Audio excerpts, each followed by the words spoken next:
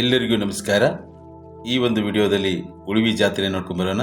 ಇದೇನು ನೋಡ್ತಾ ಇದ್ದೀರಿ, ಇದು ಕಾಳಿ ರಿವರ್ ಬ್ರಿಡ್ಜು. ಇವಾಗ ನಾವು ಬೆಳಗಾವಿ ಮಾರ್ಗವಾಗಿ ಉಳಿವಿ ಕಡೆ ಹೋಗ್ತಾ ಇರ್ತಕ್ಕಂಥದ್ದು. ಇದೇನು ವೀಕ್ಷಣೆ ಮಾಡ್ತಿದ್ದಿಲ್ಲ, ಇದು ಬಾಪೇಲಿ ಕ್ರಾಸ್ ಅಂತ ಹೇಳ್ತೀವಿ. ಈಗ ಈ ಕಡೆ ಹೋದರೆ ಇದು ರಾಮನಗರ ಬೆಳಗಾವಿ ಹೋಗೋ ರೋಡು, ಇದು ಬಾಪೇಲಿ ಕ್ರಾಸ್ ಅಂತ ಹೇಳ್ತೀವಿ. ಇದು ಬಾಪೇಲಿ ಅಂತ ಒಂದು ಊರದ. ನೀವೇನು ವೀಕ್ಷಣೆ ಮಾಡ್ತಿದ್ದಿಲ್ಲ, ಇದು ಇಲ್ಲಿಂದ ಸಾಮಾನ್ಯವಾಗಿ ಕಾರವಾರ ಒಂದು 90 ಕಿಲೋಮೀಟರ್ ಆಗುತ್ತೆ. ನೇರವಾಗಿ ಹೋದರೆ ಕಾರವಾರ ಹೋಗ್ತದೆ. ಈಗೇನು ಬಸ್ ಬಂತಲ್ಲ, ಅದು ಹುಬ್ಬಳ್ಳಿ ರೋಡ್ ಕಡೆ ಅಂದರೆ ದಾಂಡೇಲಿ, ಹುಬ್ಬಳ್ಳಿ ದಾಂಡೇಲಿ ಅಂತ ಬಂದಿರೋದು. ಹುಬ್ಬಳ್ಳಿ 91 ಕಿಲೋಮೀಟರ್, ಧಾರವಾಡ 71 ಇದೆ, ಕಾರವಾರ 89 ಕಿಲೋಮೀಟರ್ ಇದೆ. ಉಳಿವಿ ಇಲ್ಲಿಂದ 44 ಕಿಲೋಮೀಟರ್ ಇದೆ ನೋಡಿ, ಭದ್ರಾ 54 ಇದೆ. ಸಾಮಾನ್ಯವಾಗಿ ಇಲ್ಲಿಂದ ಬೆಳಗಾವಿನೂ ಕೂಡ 90 ಕಿಲೋಮೀಟರ್ ಇದೆ. ನೇರವಾಗಿ ಹೋದರೆ ನಾವು ಜೊಯ್ಡಾ, ಕುಂಬಾರವಾಡ, ಉಳಿವಿ ಹೋಗ್ತೇವೆ. ಈ ರಸ್ತೆ ಏನಿದೆ ಅಲ್ವ, ಈಗ ನೋಡ್ತಾ ಇದ್ದಾರೆ, ಇದು ಹುಬ್ಬಳ್ಳಿ ರೋಡ್ ಅಂದರೆ ದಾಂಡೇಲಿ ರಸ್ತೆ. ಅದು ದಾಂಡೇಲಿಯಿಂದ ಬರ್ತಕ್ಕಂಥದ್ದು. ಇಲ್ಲಿ ದಾಂಡೇಲಿ ಮತ್ತು ಬೆಳಗಾವಿ ರೋಡ್ ಏನಾಗ್ತದೆ ಅಂದರೆ ಇಲ್ಲಿ ಬಂದು ಟಚ್ ಆಗ್ತದೆ ಬಾಪೇಲಿ ಕ್ರಾಸ್. ಈ ಬಾಪೇಲಿ ಕ್ರಾಸಿಂದ ಸಾಮಾನ್ಯವಾಗಿ ಕಾರವಾರ 90 ಕಿಲೋಮೀಟರ್ ಆಗುತ್ತೆ, 89 ಕಿಲೋಮೀಟರ್ ಇದೆ. ಸೊ ಬೆಳಗಾವಿ ಕೂಡ 90, ಹುಬ್ಬಳ್ಳಿ 91 ಕಿಲೋಮೀಟರ್ ಇದೆ. ಉಳಿವಿಗೆ ಹೋಗುವ ದಾರಿ ಪಶ್ಚಿಮ ಘಟ್ಟದ ಅದ್ಭುತ ಸೌಂದರ್ಯವನ್ನು ತೋರಿಸುತ್ತದೆ. ರಸ್ತೆಯ ಎರಡೂ ಬದಿಯಲ್ಲಿ ದಟ್ಟ ಕಾಡು, ಮಧ್ಯೆ ಮಧ್ಯೆ ಕೇಳಿ ಬರುವ ಪಕ್ಷಿಗಳ ಕೂಗು, ಕಾಡಿನ ಆಳದಲ್ಲಿ ಹರಿಯುವ ಸಣ್ಣ ಹೊಳೆಗಳು. ಈ ದಾರಿಯಲ್ಲಿ ಸಾಗುವಾಗ ಪ್ರಕೃತಿಯ ಮಹಿಮೆ ಎಷ್ಟು ಅದ್ಭುತವೆಂದು ಮನಸ್ಸಿಗೆ ಅರಿವಾಗುತ್ತದೆ. ಪ್ರತಿ ತಿರುವಿನಲ್ಲೂ ಹೊಸ ದೃಶ್ಯ, ಪ್ರತಿ ಕಿಲೋಮೀಟರ್ನಲ್ಲೂ ಹೊಸ ಅನುಭವ. ಇದು ಕೇವಲ ಒಂದು ಪ್ರಯಾಣವಲ್ಲ, ಇದು ಮನಸ್ಸನ್ನು ಶುದ್ಧಗೊಳಿಸುವ ಒಂದು ಪವಿತ್ರ ಯಾತ್ರೆ. ಈ ಪಶ್ಚಿಮ ಘಟ್ಟಗಳನ್ನು 2012ರಲ್ಲಿ ವಿಶ್ವ ಪಾರಂಪರಿಕ ತಾಣಕ್ಕೆ ಸೇರಿಸಿದ್ದಾರೆ. ಕರ್ನಾಟಕದ 4 ಸ್ಥಳಗಳು ವಿಶ್ವ ಪಾರಂಪರಿಕ ಪಟ್ಟಿಯಲ್ಲಿದ್ದಾವೆ. 1986ರಲ್ಲಿ ಹಂಪಿಯನ್ನು ವಿಶ್ವ ಪಾರಂಪರಿಕ ಪಟ್ಟಿಯಲ್ಲಿ ಸೇರಿಸ್ತಾರೆ. 1987ರಲ್ಲಿ ಬಾಗಲಕೋಟೆ ಜಿಲ್ಲೆಯ ಪಟ್ಟದಕಲ್ಲನ್ನು ಸೇರಿಸ್ತಾರೆ. ಹಾಗೆ 2012ರಲ್ಲಿ ಈ ಪಶ್ಚಿಮ ಘಟ್ಟವನ್ನು ವಿಶ್ವ ಪಾರಂಪರಿಕ ಪಟ್ಟಿಯಲ್ಲಿ ಸೇರಿಸಿದ್ದಾರೆ. 2023ರಲ್ಲಿ ಬೇಲೂರು ಹಳೆಬೀಡುಗಳ ಒಂದು ದೇವಸ್ಥಾನಗಳ ಸಂಗಮವನ್ನು ವಿಶ್ವ ಪಾರಂಪರಿಕ ಪಟ್ಟಿಯಲ್ಲಿ ಸೇರಿಸಿದ್ದಾರೆ. ಈ ಉಳಿವಿ ಅನ್ನೋ ಒಂದು ಕ್ಷೇತ್ರ ಇರೋದು ಕೂಡ ಈ ಪಶ್ಚಿಮ ಘಟ್ಟಗಳಲ್ಲಿದೆ. ಹೀಗಾಗಿ ಈ ಉಳಿವಿಯ ಸುತ್ತಮುತ್ತ ಏನಿದೆ ಅಂದರೆ ನಿತ್ಯ ಹರಿದ್ವರ್ಣ ಕಾಡಿದೆ, ಯಾವಾಗಲೂ ಸದಾ ಹಸಿರಾಗಿ ಕಾಣಿಸ್ತಾ ಇರುತ್ತೆ. ಇದು ಜಾತ್ರೆಯ ಒಂದು ವೈಭವ, ನೀವು ನೋಡ್ತಾ ಇರ್ಬೋದು. ಉಳಿವಿ ಎಂಬುದು ಒಂದು ಪವಿತ್ರ ಕ್ಷೇತ್ರವಾಗಿದೆ. ಶರಣ ಸಂಪ್ರದಾಯದ ಮಹಾನ್ ತತ್ವಗಳು, ಸಮಾನತೆ, ಮಾನವೀಯತೆ ಮತ್ತು ಭಕ್ತಿ ಇಲ್ಲಿ ಪ್ರತಿಯೊಂದು ಕಲ್ಲಿನಲ್ಲೂ ಸ್ಪಂದಿಸುತ್ತದೆ. ಉಳಿವಿಯ ಮಠ ಮತ್ತು ದೇವಸ್ಥಾನಗಳು ಶತಮಾನಗಳ ಇತಿಹಾಸವನ್ನು ಹೊತ್ತುಕೊಂಡಿವೆ. ಇಲ್ಲಿ ಕಾಲಿಟ್ಟ ಕ್ಷಣದಿಂದಲೇ ಒಂದು ವಿಚಿತ್ರವಾದ ಶಾಂತಿ ಮನಸ್ಸನ್ನು ಆವರಿಸುತ್ತದೆ. ಅರಣ್ಯದ ಮಧ್ಯೆ ಇರುವ ಈ ಪವಿತ್ರ ಕ್ಷೇತ್ರವು ಭಕ್ತರಿಗೆ ಆತ್ಮೀಯ ಶಕ್ತಿಯನ್ನು ನೀಡುತ್ತದೆ. ಇಲ್ಲಿ ಜಾತ್ರೆಯ ಸಮಯದಲ್ಲೂ ಕೂಡ ಪ್ರಸಾದದ ವ್ಯವಸ್ಥೆ ಇರುತ್ತೆ, ಬೇರೆ ಸಮಯದಲ್ಲೂ ಕೂಡ ಇಲ್ಲಿ ಪ್ರಸಾದದ ವ್ಯವಸ್ಥೆ ಇರುತ್ತೆ. ಹಾಗೆ ಉಳಿದುಕೊಳ್ಳಿಕ್ಕೆ ಯಾತ್ರಾ ನಿವಾಸಿಗಳು ಅಂದರೆ ತಂಗುದಾಣಗಳು ಕೂಡ ಇಲ್ಲಿ ಇದಾವು. ಜೊತೆಗೆ ಯಾವಾಗಲೂ ಕೂಡ ಇಲ್ಲಿ ಪ್ರಸಾದದ ವ್ಯವಸ್ಥೆ ಇರುತ್ತೆ. ಜಾತ್ರೆ ಸಂದರ್ಭದಲ್ಲೂ ಕೂಡ ಇಲ್ಲಿ ಪ್ರಸಾದದ ವ್ಯವಸ್ಥೆ ಇರುತ್ತೆ. ನೀವೇನು ವೀಕ್ಷಣೆ ಮಾಡ್ತಿದ್ದಲ್ಲ, ಇದೇ ದೇವಸ್ಥಾನ. ಬಟ್ ಈ ಜಾತ್ರೆ ಒಂದು ವಿಶೇಷ ಏನು ಅಂತಂದರೆ, ನೀವು ಜಾತ್ರೆ ಸಮಯವನ್ನು ಹೊರತುಪಡಿಸಿ ಬೇರೆ ಸಮಯದಲ್ಲಿ ಬಂದರೆ ಇಲ್ಲಿ ಇಷ್ಟೊಂದು ಜನಜಂಗುಳಿ ಇರೋದಿಲ್ಲ, ಜನಸಂಖ್ಯೆ ತುಂಬ ಕಡಿಮೆ ಇರುತ್ತೆ. ನೀವು ಜಾತ್ರೆ ಸಮಯದಲ್ಲಿ ಬಂದುಬಿಟ್ರೆ ಇಲ್ಲಿ ಲಕ್ಷಾಂತರ ಜನರು ಸೇರ್ತಾರೆ. ಇಲ್ಲಿ ಜಾತ್ರೆಗೆ ಬರೋ ಎಲ್ಲ ಜನರು ಎಲ್ಲಿಂದ ಅಂದರೆ ಬಹಳ ದೂರದಿಂದ ಬರ್ತಾರೆ. ಹೆಚ್ಚಾಗಿ ಬೆಳಗಾವಿ ಜಿಲ್ಲೆ ಬೈಲಹೊಂಗಲ, ಗೋಕಾಕ್ ತಾಲೂಕಿನಿಂದ, ಹಾಗೆ ಬೆಳಗಾವಿ ಜಿಲ್ಲೆಯಿಂದ ಬರ್ತಾರೆ, ಬೆಳಗಾವಿ ನಗರದಿಂದ ಬರ್ತಾರೆ, ಧಾರವಾಡ ಜಿಲ್ಲೆಯಿಂದ ಬರ್ತಾರೆ, ಹುಬ್ಬಳ್ಳಿ ನಗರದಿಂದ ಬರ್ತಾರೆ, ಹಾಗೆ ದಾವಣಗೆರೆ ಜಿಲ್ಲೆಯಿಂದ ಬರ್ತಾರೆ, ಹಾವೇರಿ ಜಿಲ್ಲೆಯಿಂದ ಬರ್ತಾರೆ, ಬಾಗಲಕೋಟೆ, ವಿಜಯಪುರ, ಹೀಗೆ ದೂರ ಜಿಲ್ಲೆಗಳಿಂದ ಏನು ಮಾಡ್ತಾರೆ ಅಂದರೆ ಈ ಜಾತ್ರೆಗೆ ಬರ್ತಾರೆ. ನೀವು ಬೇರೆ ಸಮಯದಲ್ಲಿ ಹೋದ ಸಂದರ್ಭದಲ್ಲಿ ಇಲ್ಲಿ ನೋಡಿರ್ತಕ್ಕಂಥ ಜನಜಂಗುಳಿಗೂ ಜಾತ್ರೆ ಸಂದರ್ಭದಲ್ಲಿ ಎಮೇಜ್ ಮಾಡಲಿಕ್ಕಾಗದೇ ಇರುವಷ್ಟು ಜನಸಂಖ್ಯೆಯಲ್ಲಿ ಸೇರ್ತಾರೆ. ಹೆಚ್ಚು ಕಡಿಮೆ ಲಕ್ಷಾಂತರ ಜನರು, ಸಾವಿರಾರು ಸಂಖ್ಯೆ ಅಂತ ಹೇಳುವಾಗೇನೇ ಇಲ್ಲ, ಲಕ್ಷಾಂತರ ಜನರು ಈ ಒಂದು ಜಾತ್ರೆಗೆ ಸೇರ್ತಾರೆ. ಇದು ತುಂಬ ಕಾಡಿನ ಮಧ್ಯದಲ್ಲಿರೋ ಒಂದು ಸ್ಥಳ. ಯಾಕೆ ಅಂತಂದರೆ ಈ ಒಂದು ಉಳಿವಿಯ ಸಮೀಪದಲ್ಲಿರ್ತಕ್ಕಂಥ ನಗರ ಯಾವುವು ಅಂದರೆ ದಾಂಡೇಲಿ ಬಿಟ್ಟರೆ ಕಾರವಾರ. ಎಲ್ಲ ನಗರಗಳು ಸಾಮಾನ್ಯವಾಗಿ ಬಹಳ ದೂರ ಇದಾವೆ. ಆದರೂ ದೂರದ ಸ್ಥಳಗಳಿಂದ ಏನು ಮಾಡ್ತಾರೆ ಅಂದರೆ ಇಲ್ಲಿ ಜಾತ್ರೆಗೆ ಬರ್ತಾರೆ. ಎತ್ತಿನ ಗಾಡಿಗಳ ಮೂಲಕ ಬರ್ತಾರೆ, ಕಾಲ್ನಡಿಗೆಯಲ್ಲಿ ಬರ್ತಾರೆ, ಸ್ವಂತ ವಾಹನಗಳ ಮೂಲಕ, ಬೈಕ್ಗಳ ಮೂಲಕ, ಸೈಕಲ್ಗಳನ್ನು ತೆಗೆದುಕೊಂಡು ಬರ್ತಾರೆ, ಟ್ಯಾಕ್ಟ್ರಿಗಳ ಮೂಲಕ ಇಲ್ಲಿ ಜಾತ್ರೆಗೆ ಬರ್ತಾರೆ. ಪ್ರತಿ ವರ್ಷ ನಡೆಯುವ ಉಳಿವಿಯ ಜಾತ್ರೆ ಲಕ್ಷಾಂತರ ಭಕ್ತರನ್ನು ಒಂದೇ ಸ್ಥಳದಲ್ಲಿ ಸೇರಿಸುತ್ತದೆ. ಕರ್ನಾಟಕದ ವಿವಿಧ ಭಾಗಗಳಿಂದ ಭಕ್ತರು ಇಲ್ಲಿ ಬರುತ್ತಾರೆ. ಕೆಲವರು ನಡೆದು ಬರುತ್ತಾರೆ, ಕೆಲವರು ಎತ್ತಿನ ಗಾಡಿಗಳ ಮೂಲಕ ಬರುತ್ತಾರೆ, ಕೆಲವರು ತಮ್ಮ ಸ್ವಂತ ವಾಹನಗಳಲ್ಲಿ ಬರುತ್ತಾರೆ, ಕೆಲವರು ವಿವಿಧ ಯಾತ್ರೆಗಳ ಮೂಲಕ ಇಲ್ಲಿ ಬಂದು ತಲುಪುತ್ತಾರೆ. ಆದರೆ ಎಲ್ಲರ ಮನದಲ್ಲೂ ಒಂದೇ ಭಾವನೆ, ಭಕ್ತಿ. ಜಾತ್ರೆಯ ಸಮಯದಲ್ಲಿ ಉಳುವಿ ಊರು ಸಂಪೂರ್ಣವಾಗಿ ಬದಲಾಗುತ್ತದೆ. ಸಾಮಾನ್ಯವಾಗಿ ಶಾಂತವಾಗಿರುವ ಈ ಹಳ್ಳಿ ಆ ದಿನಗಳಲ್ಲಿ ಭಕ್ತಿಯ ಸಮುದ್ರವಾಗಿ ಪರಿವರ್ತನೆ ಆಗುತ್ತದೆ. ಎಲ್ಲೆಡೆ ಭಕ್ತರ ನಾದ, ಜಯಕಾರಗಳ ಘೋಷ, ಭಜನೆಗಳ ಸೊಗಸು. ಜಾತ್ರೆಯ ದಿನಗಳಲ್ಲಿ ಉಳವಿಯ ಊರು ಬಣ್ಣಗಳಿಂದ ಕಂಗೊಳಿಸುತ್ತದೆ. ದೇವಾಲಯದ ಸುತ್ತಲೂ ಅನೇಕ ಅಂಗಡಿಗಳು, ಜಾತ್ರೆ ಆಟಿಕೆಗಳು, ಮಿಠಾಯಿ ಅಂಗಡಿಗಳು, ಪೂಜಾ ಸಾಮಗ್ರಿಗಳು, ಎಲ್ಲೆಡೆ ಉತ್ಸವದ ವಾತಾವರಣ. ಮಕ್ಕಳ ಮುಖದಲ್ಲಿ ಸಂತೋಷ, ಹಿರಿಯರ ಮುಖದಲ್ಲಿ ಭಕ್ತಿ, ಯುವಕರಲ್ಲಿ ಉತ್ಸಾಹ. ಈ ಎಲ್ಲವೂ ಸೇರಿ ಒಂದು ಅದ್ಭುತ ಸಂಭ್ರಮವನ್ನು ಸೃಷ್ಟಿಸುತ್ತದೆ. ಈ ಜಾತ್ರೆಗೆ ಹೆಚ್ಚಾಗಿ ರೈತರೇ ಬರುವುದರಿಂದ ಸಾಮಾನ್ಯವಾಗಿ ಈ ಜಾತ್ರೆ ರೈತರ ಜಾತ್ರೆ ಎಂದೇ ಹೆಸರಾಗಿದೆ. ದಟ್ಟವಾದ ಅರಣ್ಯದ ಮಧ್ಯದಲ್ಲಿ ನೆಲೆಗೊಂಡಿರುವ ಪವಿತ್ರ ಕ್ಷೇತ್ರ ಶ್ರೀ ಉಳುವಿ ಚನ್ನಬಸವೇಶ್ವರ ದೇವಸ್ಥಾನದಲ್ಲಿ ನಡೆಯುವ ರಥೋತ್ಸವ ಕೇವಲ ಒಂದು ಆಚರಣೆ ಮಾತ್ರವಲ್ಲ, ಅದು ಭಕ್ತಿ, ಸಂಪ್ರದಾಯ ಮತ್ತು ಜನರ ಆತ್ಮೀಯತೆಯ ಮಹಾ ಸಂಭ್ರಮ. ಉಳುವಿಯ ಜಾತ್ರೆಯ ಪ್ರಮುಖ ಆಕರ್ಷಣೆಯಾದ ರಥವು ಭಕ್ತರ ಕಣ್ಣುಗಳಿಗೆ ಒಂದು ಅದ್ಭುತ ದೃಶ್ಯವಾಗಿರುತ್ತದೆ. ಎತ್ತರವಾಗಿ ಆಕಾಶ ಮುಟ್ಟುವಂತೆ ನಿಂತಿರುವ ಆ ಮಹಾರಥ, ಅದರ ಮೇಲೆ ಅಲಂಕರಿಸಲಾದ ಬಣ್ಣ ಬಣ್ಣದ ಹೂಗಳು, ಧ್ವಜಗಳು, ಗಾಳಿಯಲ್ಲಿ ಹಾರುವ ದೃಶ್ಯ ಎಲ್ಲವೂ ಸೇರಿ ಒಂದು ದಿವ್ಯ ವಾತಾವರಣವನ್ನು ಸೃಷ್ಟಿಸುತ್ತವೆ. ರಥದ ಸುತ್ತ ಸಾವಿರಾರು ಭಕ್ತರು ಸೇರುತ್ತಾರೆ. ಎಲ್ಲೆಡೆ ಕೇಳಿಬರುವ ಜಯಘೋಷಗಳು, ಶರಣು ಶರಣು ಎಂಬ ಭಕ್ತಿಯ ಘೋಷಣೆಗಳು, ಗಂಟೆಗಳ ಧ್ವನಿ ಮತ್ತು ಭಜನೆಗಳ ನಾದ, ಹರಹರ ಮಹಾದೇವ ಎನ್ನುವ ಘೋಷಣೆಗಳು, ಈ ಎಲ್ಲ ಶಬ್ದಗಳು ಸೇರಿ ಆ ಕ್ಷಣವನ್ನು ಅತ್ಯಂತ ಪವಿತ್ರವಾಗಿಸುತ್ತವೆ. ರಥವನ್ನು ಎಳೆಯುವ ಕ್ಷಣ ಬಂದಾಗ ಭಕ್ತರ ಉತ್ಸಾಹ ಇನ್ನಷ್ಟು ಹೆಚ್ಚಾಗುತ್ತದೆ. ರಥದ ಅಲಂಕಾರವು ಪವಿತ್ರ ಮತ್ತು ಭಕ್ತಿಗಳಿಂದ ಕೂಡಿರುತ್ತದೆ. ರಥವನ್ನು ಎಳೆಯುವ ಕ್ಷಣ ಬಂದಾಗ ಭಕ್ತರ ಉತ್ಸಾಹ ಇನ್ನಷ್ಟು ಹೆಚ್ಚಾಗುತ್ತದೆ. ನೂರಾರು ಕೈಗಳು ಒಂದೇ ಹಗ್ಗವನ್ನು ಹಿಡಿದು ರಥವನ್ನು ಎಳೆಯುತ್ತಾರೆ. ಆ ಸಮಯದಲ್ಲಿ ಎಲ್ಲರ ಮನದಲ್ಲೂ ಒಂದೇ ಭಾವನೆ, ಭಕ್ತಿ ಮತ್ತು ಸಮರ್ಪಣೆ. ಅದು ಕೇವಲ ಒಂದು ರಥವನ್ನು ಎಳೆಯುವ ಕ್ರಿಯೆಯಲ್ಲ, ಅದು ಭಕ್ತರು ತಮ್ಮ ಮನಸ್ಸಿನ ಆಸೆಗಳು, ಪ್ರಾರ್ಥನೆಗಳು ಮತ್ತು ನಂಬಿಕೆಯನ್ನು ದೇವರ ಮುಂದೆ ಸಮರ್ಪಿಸುವ ಪವಿತ್ರ ಕ್ಷಣ. ಜಾತ್ರೆಯ ದಿನಗಳಲ್ಲಿ ಉಳವಿಯ ಊರು ಬಣ್ಣಗಳಿಂದ ಕಂಗೊಳಿಸುತ್ತದೆ.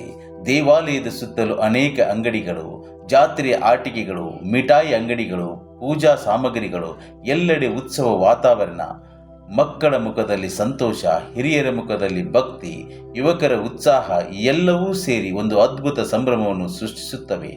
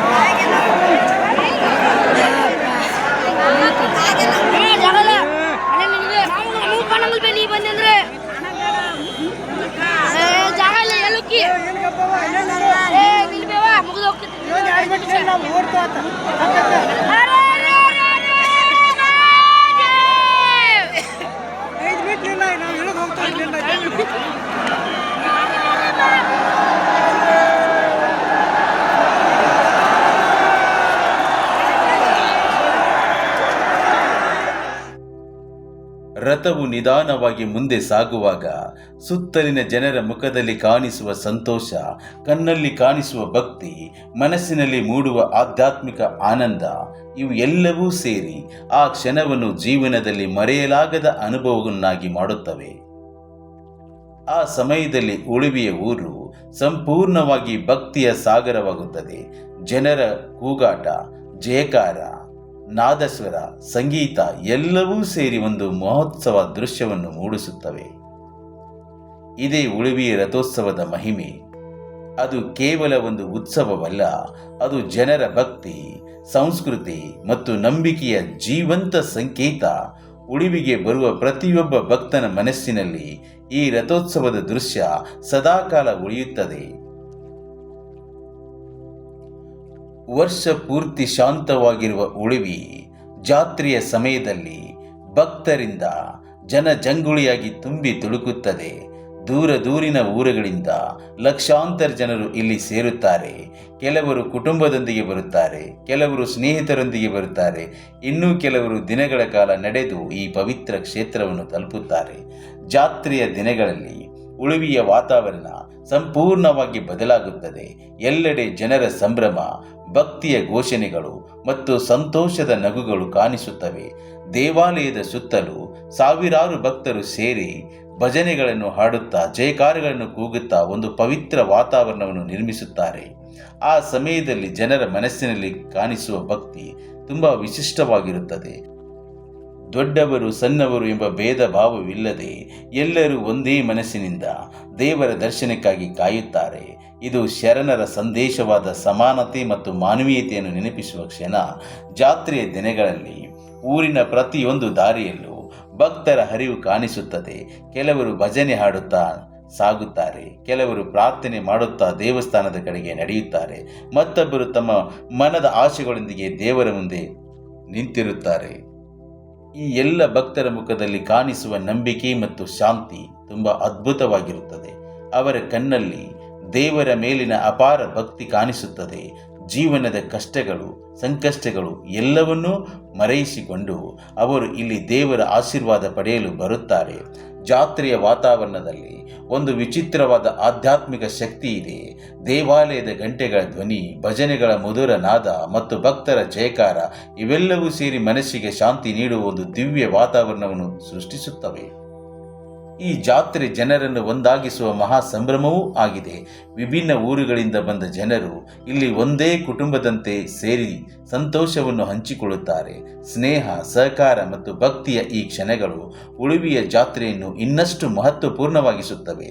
ಜಾತ್ರೆಯ ದಿನಗಳಲ್ಲಿ ಊರಿನ ಪ್ರತಿಯೊಂದು ಮೂಲೆಯಲ್ಲೂ ಉತ್ಸವದ ಕಳೆ ಕಾಣುತ್ತದೆ. ಮಕ್ಕಳ ಸಂತೋಷ, ಯುವಕರ ಉತ್ಸಾಹ, ಹಿರಿಯರ ಭಕ್ತಿ ಇವೆಲ್ಲವೂ ಸೇರಿ ಉಳುವಿಯ ಜಾತ್ರೆಯನ್ನು ಒಂದು ಜೀವಂತ ಸಂಸ್ಕೃತಿಯ ಉತ್ಸವವಾಗಿಸುತ್ತವೆ. ಈ ಪವಿತ್ರ ಕ್ಷೇತ್ರದೊಂದಿಗೆ ಸಂಬಂಧ ಹೊಂದಿರುವ ಮಹಾನ್ ಶರಣರಾದ ಶ್ರೀ ಚನ್ನಬಸವೇಶ್ವರವರ ತತ್ವಗಳು, ಸಮಾನತೆ, ಪ್ರೀತಿ ಮತ್ತು ಮಾನವೀಯತೆ ಈ ಜಾತ್ರೆಯ ಮೂಲಕ ಇನ್ನೂ ಜೀವಂತವಾಗಿವೆ. ಉಳುವಿಯ ಜಾತ್ರೆ ನಮಗೆ ಒಂದು ದೊಡ್ಡ ಸಂದೇಶವನ್ನು ನೀಡುತ್ತದೆ. ಮಾನವ ಜೀವನದಲ್ಲಿ ಭಕ್ತಿ, ಪ್ರೀತಿ, ಒಂದು ಒಗ್ಗಟ್ಟು ಅತ್ಯಂತ ಮುಖ್ಯ. ಅರಣ್ಯದ ಮಧ್ಯದಲ್ಲಿ ನಡೆಯುವ ಈ ಪವಿತ್ರ ಉತ್ಸವದಲ್ಲಿ ಲಕ್ಷಾಂತರ ಜನರು ಒಂದೇ ಮನಸ್ಸಿನಿಂದ ಸೇರಿ ದೇವರನ್ನು ಸ್ಮರಿಸುವುದು ನಿಜಕ್ಕೂ ಒಂದು ಅದ್ಭುತ ಅನುಭವ. ಆದ ಕಾರಣದಿಂದಲೇ ಉಳುವಿಯ ಜಾತ್ರೆ ಕೇವಲ ಒಂದು ಹಬ್ಬವಲ್ಲ, ಅದು ಭಕ್ತಿಯ ಸಮುದ್ರ, ಸಂಸ್ಕೃತಿಯ ಪರಂಪರೆ ಮತ್ತು ಜನರ ಆತ್ಮೀಯತೆಯ ಪ್ರತೀಕವಾಗಿದೆ.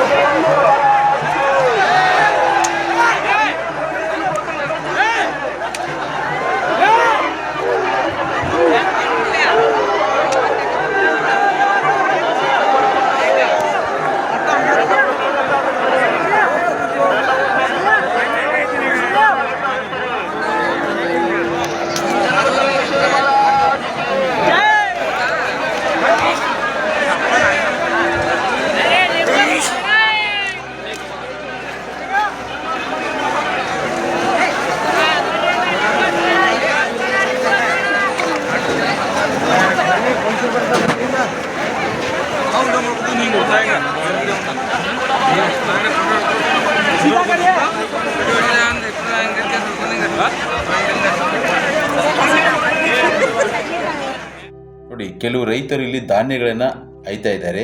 ಅವು ಏನು ಅಂತಂದರೆ ಧಾನ್ಯಗಳನ್ನು ರಥಕ್ಕೆ ಕಟ್ಟಿರ್ತಾರೆ. ಸೊ ಅವುಗಳು ಏನಾಗ್ತವೆ ಅಂದರೆ ಇಲ್ಲಿ ಬೀಳ್ತಾ ಇರ್ತಾವೆ. ರೈತರು ಅವುಗಳನ್ನ ಏನು ಮಾಡ್ತಾರೆ ಅಂದರೆ ಹಾಕೊಂಡ್ಬಿಟ್ಟು ತಾವು ಬಿತ್ತನೆ ಮಾಡೋ ಸಂದರ್ಭದಲ್ಲಿ ಅವುಗಳನ್ನ ಕೂಡಿಸ್ಬಿಟ್ಟು ಬಿತ್ತಿದರೆ ಸೊ ಇಳುವರಿ ಜಾಸ್ತಿ ಬರುತ್ತೆ ಅನ್ನೋ ಒಂದು ದೇವರ ಮೇಲೆ ಭಕ್ತಿಯಿಂದ ಅವ್ರು ಏನು ಮಾಡ್ತಾರೆ ಅಂದರೆ ಆ ಧಾನ್ಯಗಳನ್ನ ಆಯ್ದುಕೊಂಡ್ಬಿಟ್ಟು ತಾವು ಬಿತ್ತನೆ ಮಾಡೋ ಸಂದರ್ಭದಲ್ಲಿ ಅವುಗಳನ್ನ ಕೂಡಿಸಿ ಬಿತ್ತನೆ ಮಾಡ್ತಾರೆ. ನೋಡಿ, ಜಾತ್ರೆಗೋಸ್ಕರವಾಗಿ ಈ ರೀತಿಯಾಗಿ KSRTC ಅವರು ಬಸ್ಸಿನ ಸೌಲಭ್ಯ ಮಾಡಿರ್ತಾರೆ. ನೀವು ಬಸ್ಸಿನ ಒಂದು ವಾಹನಗಳ ಸಂಖ್ಯೆ ನೋಡಿದರೆ ಗೊತ್ತಾಗುತ್ತೆ ಜಾತ್ರೆಗೆ ಎಷ್ಟು ಜನ ಸೇರ್ತಾರೆ ಅಂತ ತಿಳ್ಕೊಂಡ್ಬಿಟ್ಟು. ಹೆಚ್ಚಿನ ಜನ ಕಾಲ್ನಡಿಗೆಯಲ್ಲಿ ಬರ್ತಾರೆ, ಟ್ರ್ಯಾಕ್ಟರ್ಗಳ ಮೂಲಕ ಬರ್ತಾರೆ, ತಮ್ಮ ಸ್ವಂತ ವಾಹನಗಳ ಮೂಲಕ ಬರ್ತಾರೆ. ಆದರೂ ಕೂಡ ಇಷ್ಟೊಂದು ಬಸ್ಸಿನ ಒಂದು ಸೌಲಭ್ಯತೆ ಇರುತ್ತೆ. ಇವು ಬೆಳಗಾವಿಯಿಂದ, ಹುಬ್ಬಳ್ಳಿಯಿಂದ, ಹಾಗೆ ಧಾರವಾಡದಿಂದ, ದಾಂಡೇಲಿಯಿಂದ ವಿಶೇಷ ಬಸ್ಸುಗಳ ಒಂದು ಸೌಲಭ್ಯತೆ ಇರುತ್ತೆ. ಸೊ ಇಷ್ಟು ಬಸ್ಸುಗಳಿದಾವೆ ಅಂದರೆ ಜನಸಂಖ್ಯೆ ಎಷ್ಟು ಸೇರುತ್ತೆ ಅನ್ನೋದನ್ನು ನೀವೇ ಕೂಡ ಊಹಿಸ್ಕೊಳ್ಬೋದು. ಇಲ್ಲಿ ಲಕ್ಷಾಂತರ ಜನರು ಸೇರ್ತಾರೆ ಈ ಒಂದು ಜಾತ್ರೆಗೆ. ತುಂಬ ಜನಜಂಗುಳಿ ಇರುತ್ತೆ. ಇಲ್ಲಿ ಫಾರೆಸ್ಟ್ ಇಲಾಖೆಯವರು ಬೆತ್ತಗಳನ್ನು ಮಾರ್ತಾ ಇದ್ದಾರೆ. ಈ ಬೆತ್ತಗಳನ್ನು ತೆಗೆದುಕೊಂಡ್ರೆ ಪಾಸ್ಗಳನ್ನು ಕೂಡ ಅವರು ಕೊಡ್ತಾರೆ, ತೆಗೆದುಕೊಂಡು ಹೋಗ್ಬೋದು. ಇದು ಜಾತ್ರೆಯ ಒಂದು ವಾತಾವರಣ. ನೀವೇನು ವೀಕ್ಷಣೆ ಮಾಡ್ತಿದ್ದಿಲ್ಲ, ಇದು ಜಾತ್ರೆ ತುಂಬ ಜನಜಂಗುಳಿಯಿಂದ ಕೂಡಿರುತ್ತೆ. ನೀವು ಬಸ್ಸುಗಳನ್ನ ನೋಡಿದಾಗ ಗೊತ್ತಾಗುತ್ತೆ ಇಲ್ಲಿ ಎಷ್ಟು ಜನಸಂಖ್ಯೆ ಸೇರುತ್ತೆ ಅಂತ ತಿಳ್ಕೊಂಡ್ಬಿಟ್ಟು. ತಂಗುದಾಣಗಳು ಕೂಡ ಇದಾವೆ ಇಲ್ಲಿ, ಅದರವೆಲ್ಲ ಸಾಮಾನ್ಯವಾಗಿ ಫುಲ್ ಆಗಿಬಿಡುತ್ತೆ. ಇಲ್ಲಿ ರಥೋತ್ಸವ ಮುಕ್ತಾಯವಾದ ನಂತರ ಇಲ್ಲಿ ಸವಾಲ್ ಮಾಡ್ತಾರೆ. ಪೂಜಾ ಸಾಮಗ್ರಿಗಳಿರ್ಬೋದು, ಜಾತ್ರೆಗೆ ಸಂಬಂಧಿಸಿರ್ತಕ್ಕಂಥ ಅಲ್ಲಿ ಏನೋ ಒಂದಿಷ್ಟು ಪರಿಕರಗಳಿರ್ತಾವಲ್ವ, ಅವುಗಳನ್ನೇನು ಮಾಡ್ತಾರೆ ಅಂದರೆ ಇಲ್ಲಿ ಸವಾಲ್ ಮಾಡ್ತಾರೆ. ಭಕ್ತಾದಿಗಳು, ಬೇರೆ ಬೇರೆ ಸ್ಥಳಗಳಿಂದ ಬಂದಿರೋ ಭಕ್ತಾದಿಗಳು ಸವಾಲಿನಲ್ಲಿ ಅವುಗಳನ್ನೇನು ಮಾಡ್ತಾರೆ, ತಮಗೆ ಇಷ್ಟವಾಗಿರ್ತಕ್ಕಂಥ ಪರಿಕರಗಳನ್ನು ತೆಗೆದುಕೊಂಡು ಹೋಗ್ತಾರೆ. ಇಲ್ಲ ಸವಾಲ್ ನಡೆಯುತ್ತೆ ನೋಡಿ, ಅಲ್ಲಿ ಮೇಲ್ಗಡೆ ನಿಂತ್ಕೊಂಡು ಅವ್ರು ಸವಾಲ್ ಮಾಡ್ತಾ ಇರ್ತಾರೆ, ಕೂಗ್ತಾ ಇದ್ದಾರೆ, ಕೆಳಗಡೆ ಅವರು ಕೇಳ್ತಾ ಇದ್ದಾರೆ.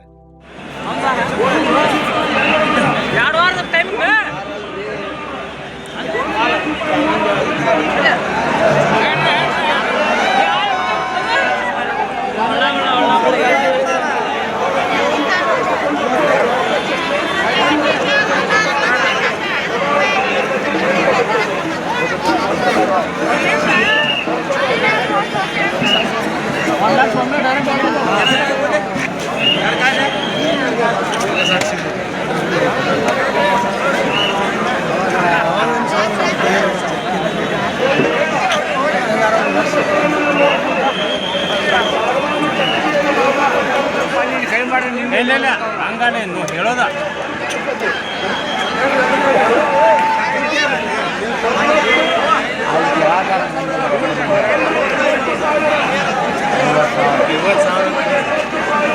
ಹೋಗ್ತಾರೆ 1,05,000